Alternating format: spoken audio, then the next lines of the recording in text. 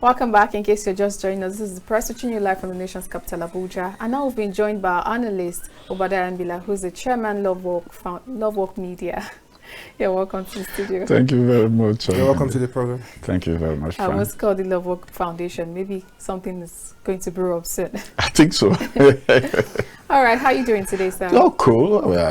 We are trying to adjust to the reality that's facing us as Nigerians.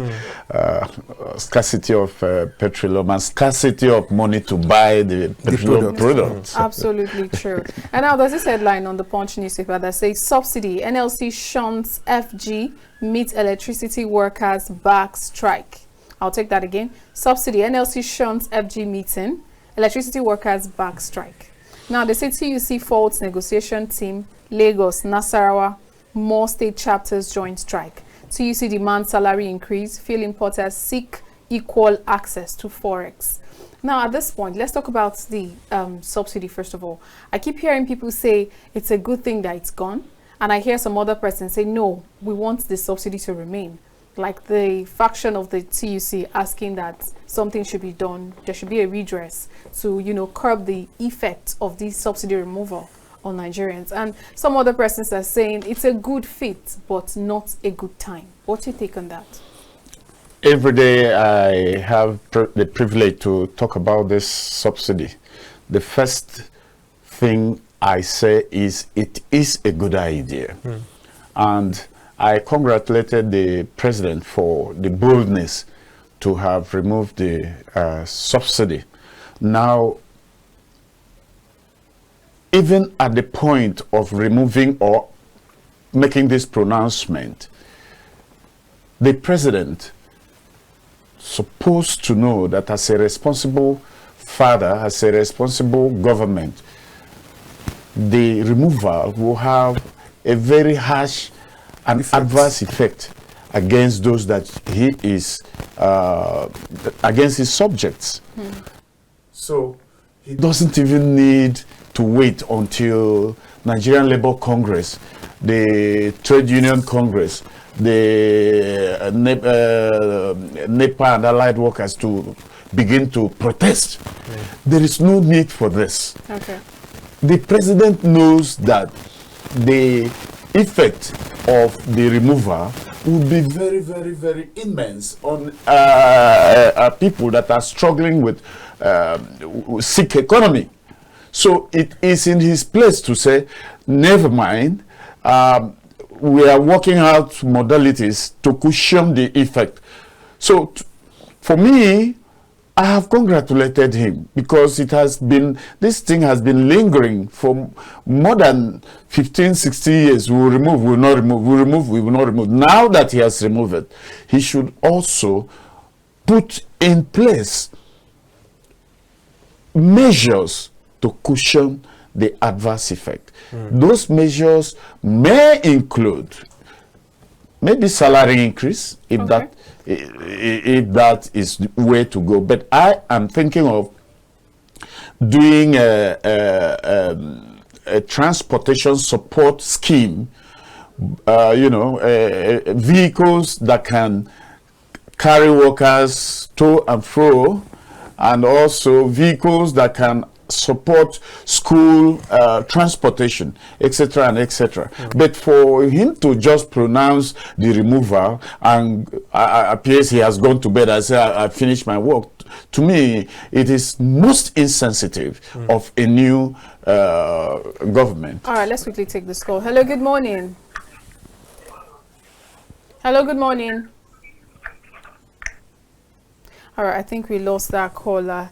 But then, just like you said, at this point, now with this issue on ground now, asking that, you said maybe increment of salaries and all of that. Do not forget that this increment of salaries will not affect maybe the private individuals that are actually out there working. And if you're going to look at maybe the number of people that are working for the state, those are in civil service, compared to the people that have their own small businesses. I think I was in a boat ride this morning and the driver said, we've lost our jobs. So I said, what do you mean by that? He said, just a few persons can now afford to contract us for their rides. All right, now just to add to what Olamide has said, you know, the the act, beg your pardon, the act that's binding the minimum wage, and that's binding the minimum wage says that the increase in minimum wage shall apply to all sectors, except for companies that have less than 50 members of staff. Yeah. Even at that, we have quite a number of companies that are operating with over 50 members of staff that for years their entry level, the take home for their entry level has not been reviewed. There are companies that the take home has never been reviewed. I don't know if you're getting where I'm heading to. Yeah. So if you talk about looking into the minimum wage, of course the civil servants are the ones under the government payroll. If you go to some states till this very moment, some states are still finding it difficult to pay the 30,000 naira minimum wage. Some states are owing as high as 7 months, 6 months. Yeah. This very moment. So what do we make of this whole situation? First of all, each time we talk about salary increase, the focus had always been on civil servants. And sometimes it's not just all civil servants, but the federal civil servants, because I remember in the last negotiation, the states vehemently refused to adopt the federal government template. And their reason was very, very genuine, if it is something to go by, that their revenue is so poor that they cannot handle the payment. Now, that is my problem with this salary increase thing, because the politics that goes with it is such that a talk, the job might last for 2 years and nothing has happened. And in cases where the federal government accepts to pay, you see that the payment does not apply immediately. Now, we have not finished the negotiation across states, federal states, not to talk of the private sector. The private sector, the way they operate in this country, it is very, very clear that the government of the day have not really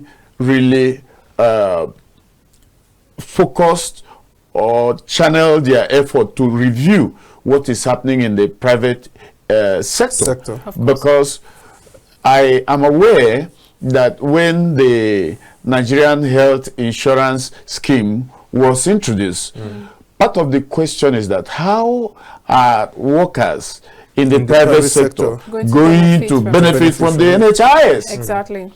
That question has not been adequately addressed up to now, although I learned that they have put in place a program to capture those in public sector. So I don't know how effective that program is. So it is a pity that our government is not talking about the private sector.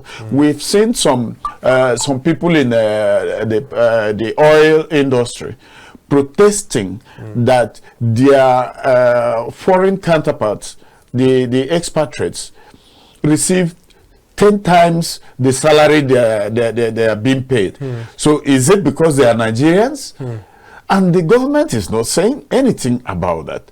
So this disparity should be addressed. And the story of a man that lost his job, you know, it's a very sympathetic one. Of course. But he is not alone. Many people are going to lose their job because of this removal of the fuel subsidy. Now, I said responsible government need to sit down with the labor, the private sectors, and discuss extensively means and ways of cushioning the effect. All right, let's quickly take this call. Hello, good morning. Hello, good morning, how are you? Good Good morning, you're welcome to the press. Please tell us your name and where you're calling from. Yeah. Good morning, how are you? Fine, thank you. You need to turn down the volume of your TV set so you can hear us properly. Okay, I'm with you. Great. Please go ahead. Yes. I'm Adeniyi calling from Shuns. All right, please join the conversation at ABC. Yes. One, I have to congratulate the new president of our country, Nigeria, Olamide. To start with, virtually all the presidential candidates promised Nigeria's removal of fuel subsidy. Absolutely. And yes, having said that, during their electoral campaign, making such promises to us, we believe they ought to have an action plan whereby they will execute their agenda. Now, for Mr. President to come on the very day of the inauguration that fuel subsidy removal is gone, he ought to have made arrangements adequately for that.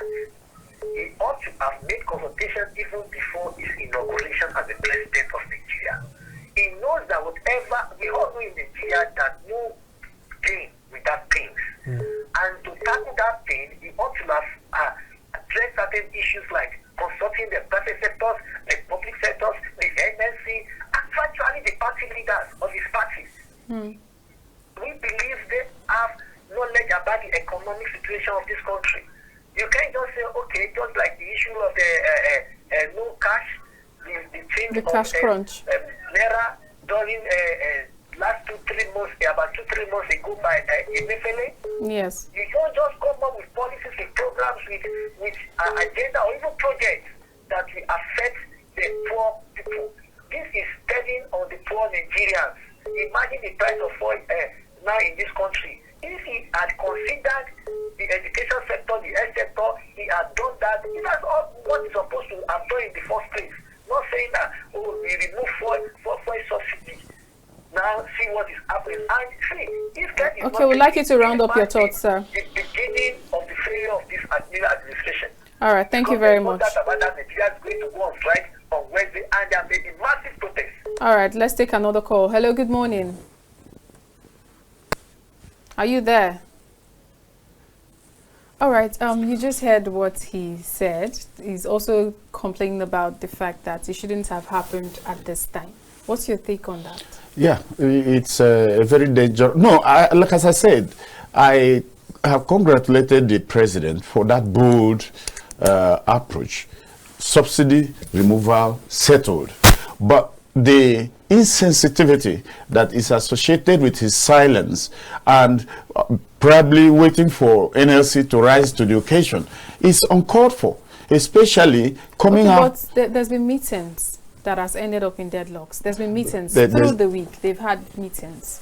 Yeah, there's an angle that is also rearing its ugly hair in this conversation. Okay. First of all, you know, the labor, organized labor, had always had their role in bringing government, calling government to order. Yes. And it happens everywhere in the world.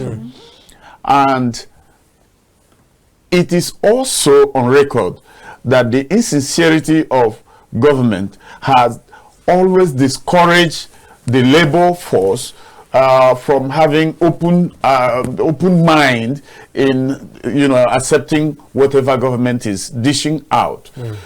This is the case we had during the ASO strike, to the extent that the ASO group decided never to honor Ngige's invitation any longer. And I'm seeing it also rearing its ugly head in this matter. And to worsen the problem, I'm seeing an angle that wants to polarize the entire protest. For instance, is it the former spokesperson of the Tinubu campaign organization? Festus Keyamo? Not Keyamo, I like Onanuga. Okay, bye Onanuga. Okay. Onanuga is trying to introduce ethnic divide into this. And it is a dangerous thing to have this type of narrative in a post-election period. Okay, now let's look at it from this perspective, because you made mention of the fact that the organized labor may have lost some confidence in the government of the government of the day, and their potential ability to be able to stick to agreement, to whatever it is that has been agreed. But over time, there has been a lot of kind of animosity towards the organized labor itself. Let's look at the let's look at the recently concluded election. We all know the stand the Nigerian Labour Congress took.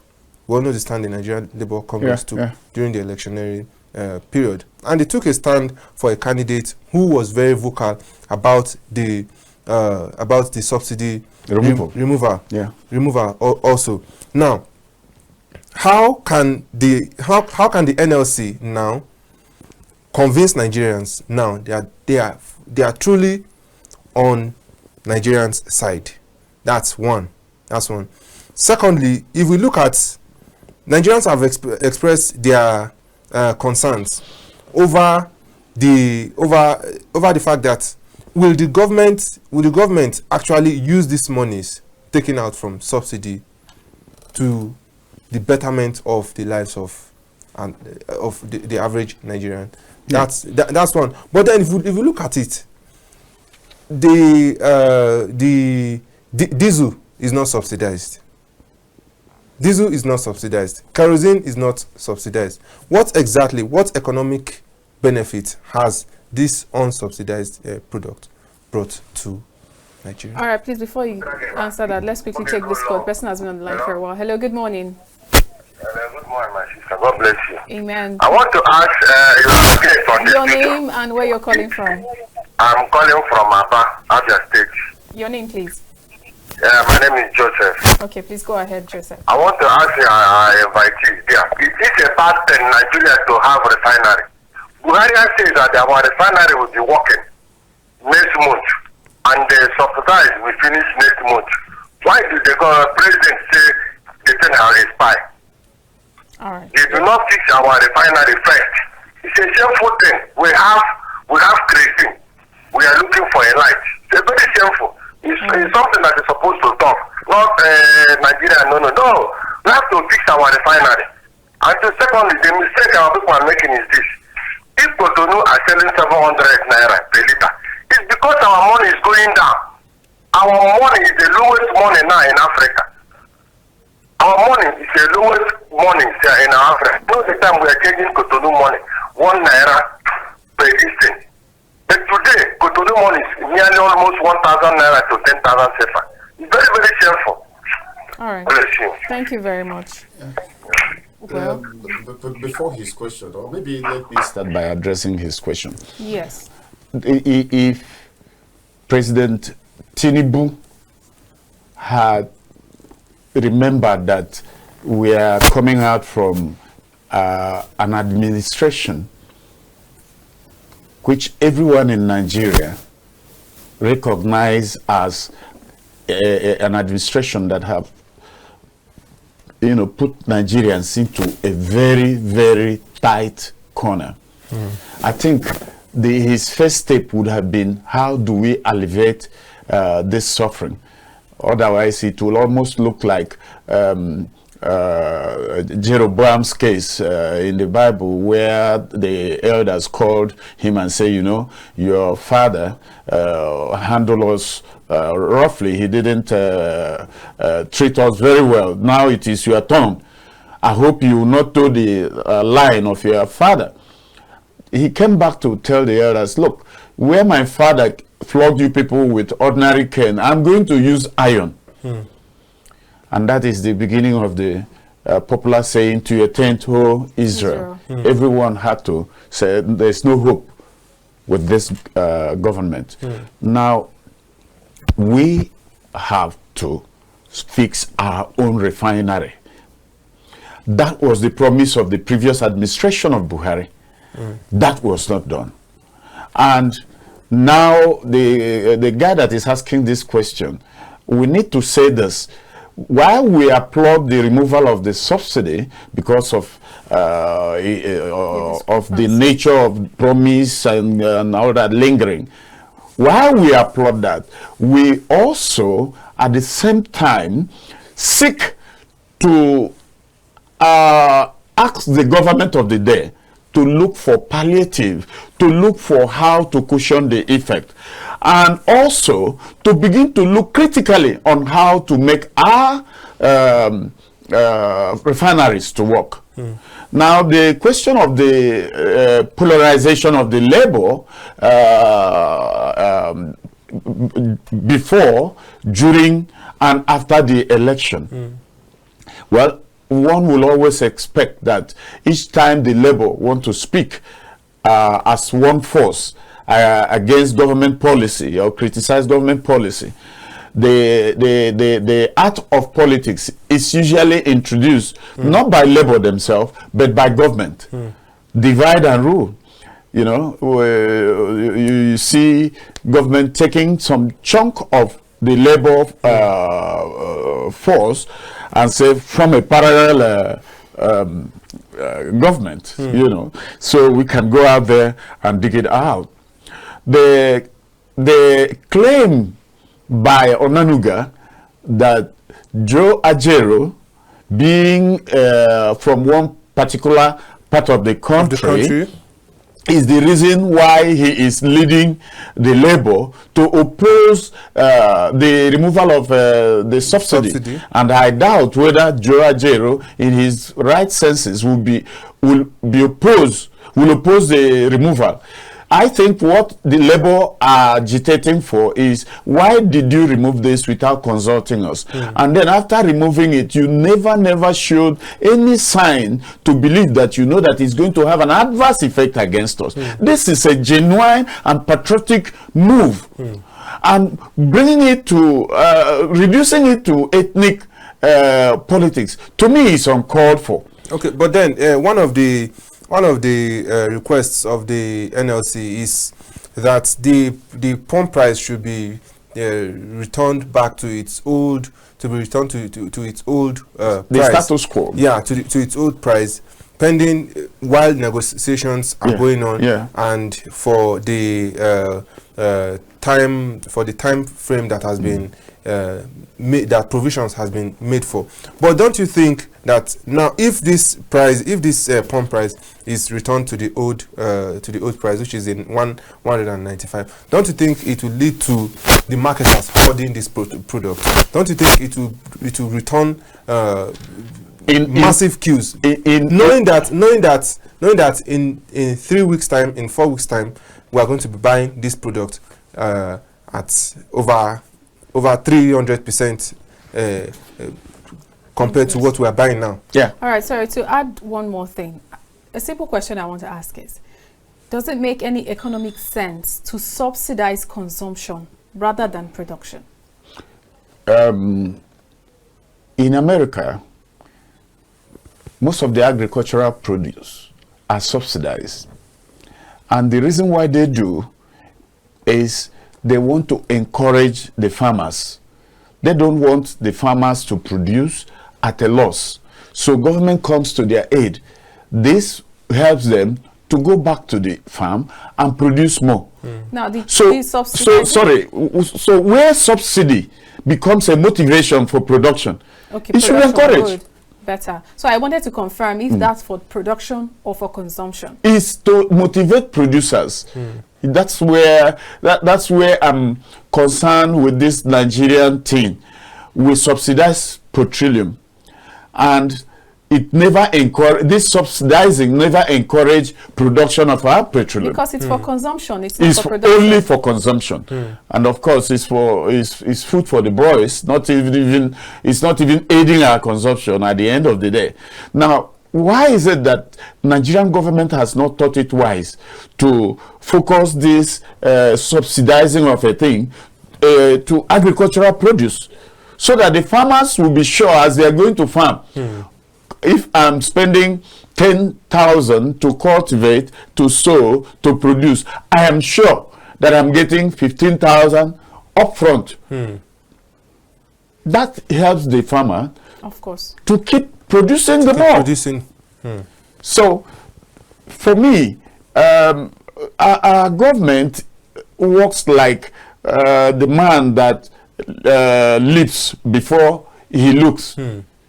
Whereas the other way around, well, you're supposed to look before you leap. You're supposed to look before you leap.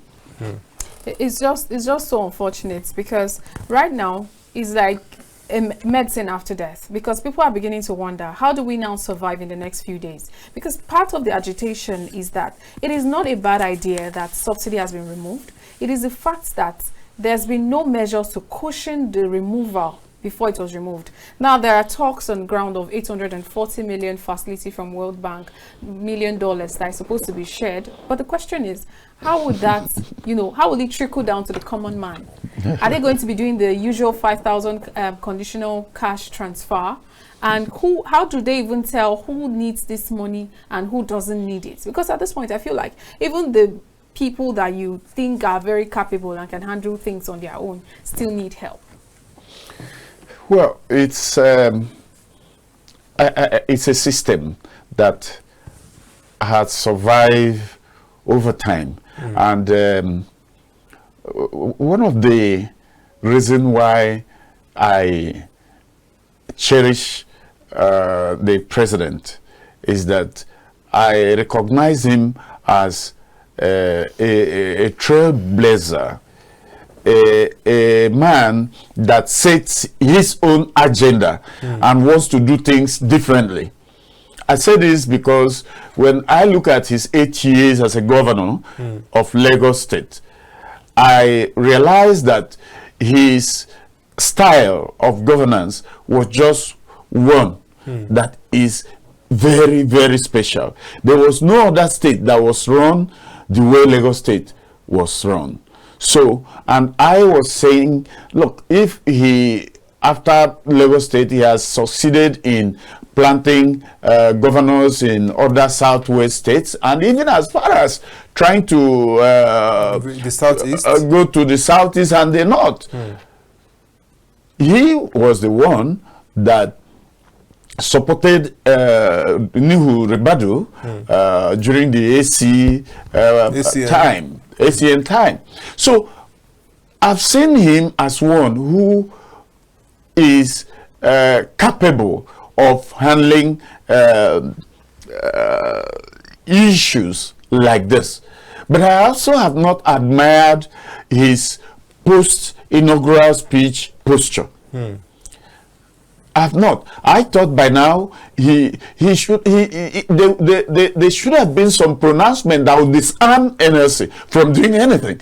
So that if he has made this pronouncement, even if he didn't implement it immediately, but let it be that in our human minds, we know the president has made a promise, and we know that he's going to carry out ABCD in so and so time. That can serve as a way of minimizing the protest and the agitation that is now in the air. They are talking about NLC. Many private citizens are protesting in their own way. Someone was just telling me, look, I don't know the last time I took meat. I took a meal with meat. And here is a man that works from first day of the month to the end. And the salary, his take home is not able to buy him meat for the family. So what have you been eating? So the least thing that he had always bought for the wife is crayfish. Okay, now let's look at the poverty is too much. Now let's look at things more differently now. At this point now, the die has been cast, the decision has been made, and it doesn't look like there would be a looking back. No, I wish there's no turning back from it right now. So what should be the expectations of Nigerians? You've talked about the increase in minimum wage. But then, what impact would the minimum wage have when we still have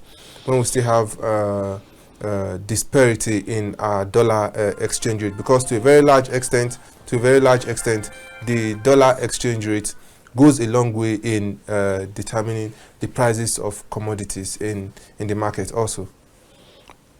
Well, there is always how increase in salary, work to reach everyone somehow, including the private sector. Of course, where do they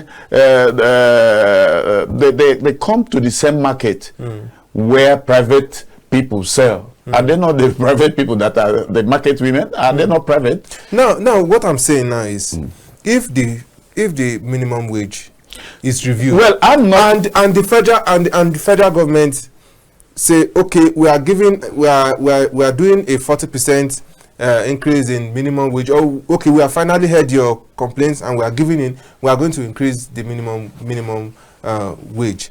This is going to be for the federal civil servants. Federal civil servants. And you and I know that there are certain states that will not implement this minimum wage, because we still have some states that are finding it very difficult to pay the 30,000 naira minimum wage. Now, in the market, it's not just the civil servants that will go and buy the commodities. There are no different markets for civil servants and people in the private and people in the private sector. So now, what will be the hope of the people in the private sector that it doesn't look like their take home is going to be reviewed now?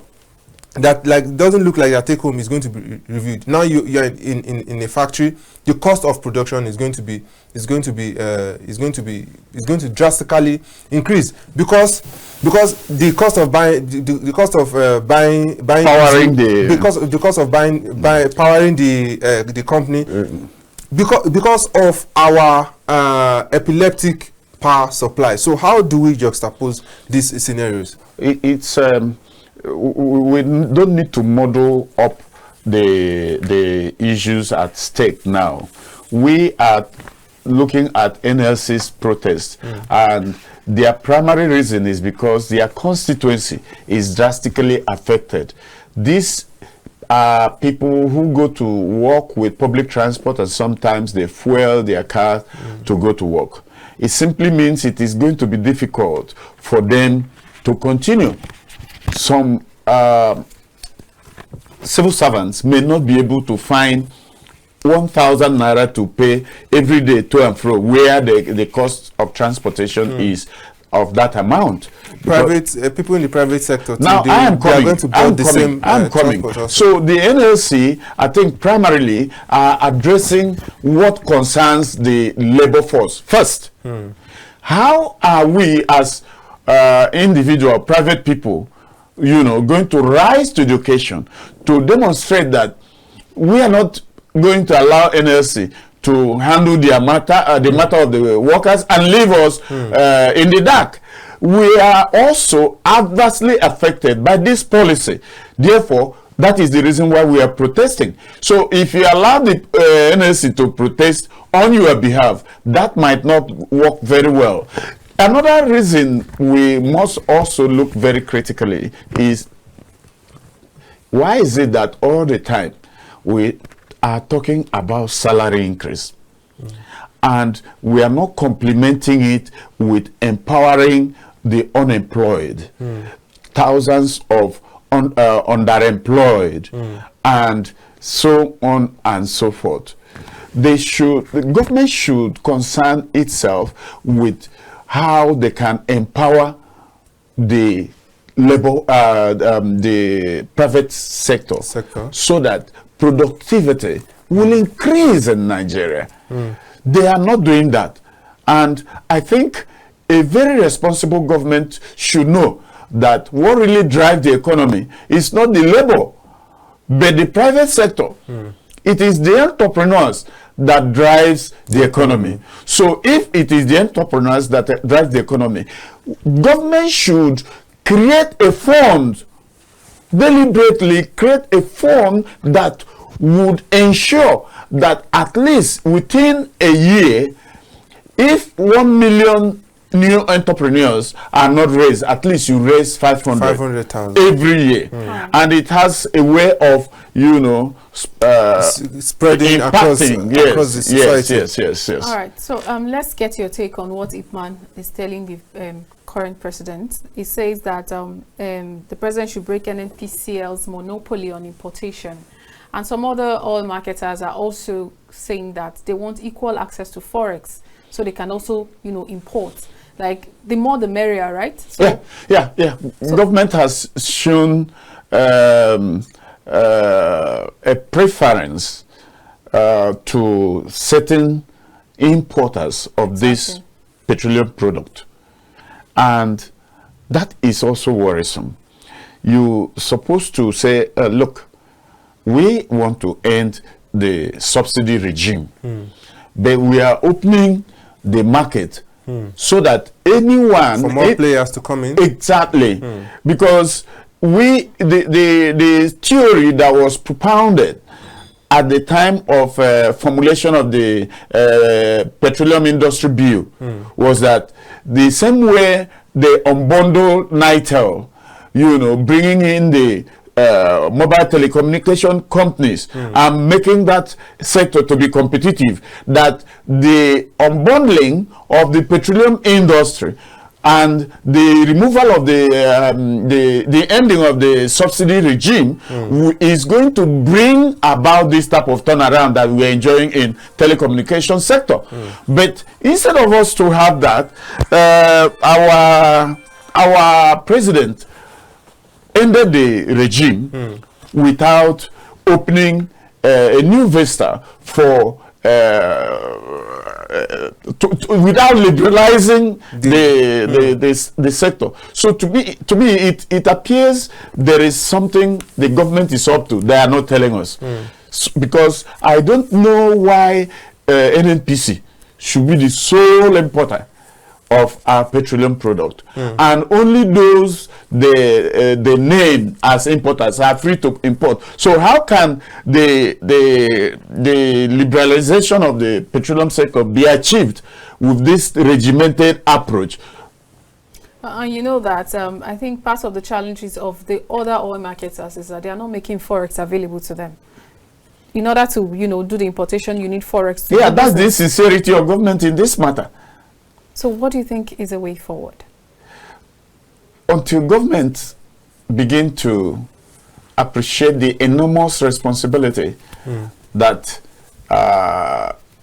is on them, and then bring in technical approach in solving our diverse problem, we will continue to rigmarole, continue to do the same thing over and over again, and have not seen a blueprint of this particular government that suggests that we should expect something different. This fire brigade approach in governance, to me, is making me sick. It's making me sick. Why is it that you set out to govern the people and you don't have a blueprint? You don't have a plan that between this period to this period, see what I intend to achieve, and then call a town hall meeting, let the people know how you are going to govern them. And then if there is anyone that has input, if there is any group that has an input, you do it. This business of running governance as if it's a private sector business, to me, it makes me sick. Okay, now that once again the die has been cast, the decision has been made, and negotiations are said to be going on, and it's set to resume on Tuesday again. Now, what would be what do you think would be the middle ground for both the federal government and the organized labor, and what decision can be made now that will have a positive effect on the very least in the society? I mean, both the civil servants, the people in the private sector, the dependent, the non-dependent. What decision can be made here now that it will be seen as it will be seen as meeting halfway for both parties. The first question I asked myself, does it mean that President Tinubu and those that are working with him needed NLC to shout before they do the needful? If I am in the president's shoes, after the pronouncement at the first public speech, the next is that the following day I will announce measures to cushion the effect of the end of subsidy regime.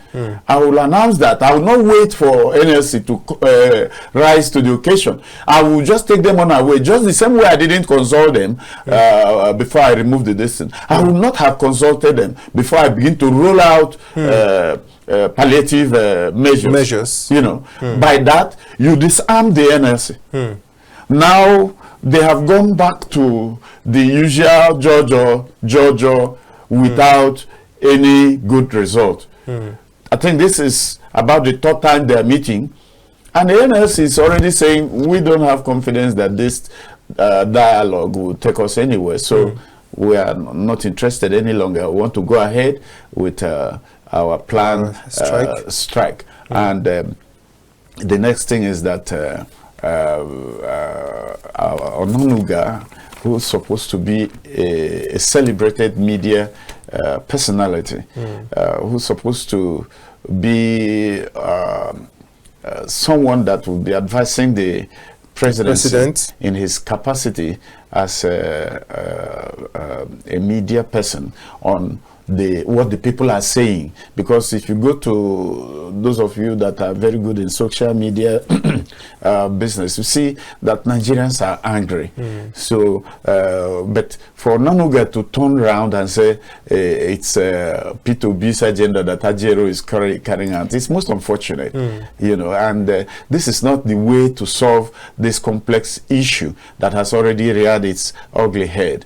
Joe Ajero, those of us that knows him as a conscience-driven activist, knows that he wouldn't have been doing anything on ethnic consideration.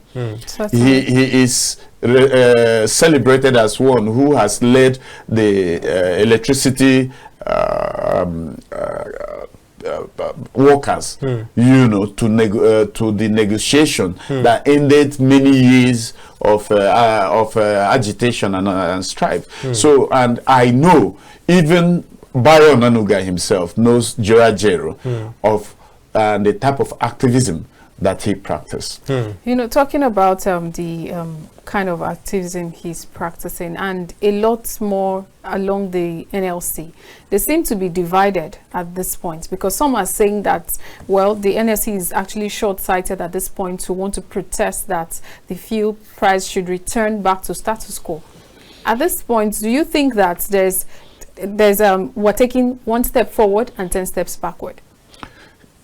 Yes, I'm still wondering why NNPC came out to increase the pump price of petroleum products. The president said from June 30th, I don't have money in the budget for subsidy. From June, sorry, that should be from July.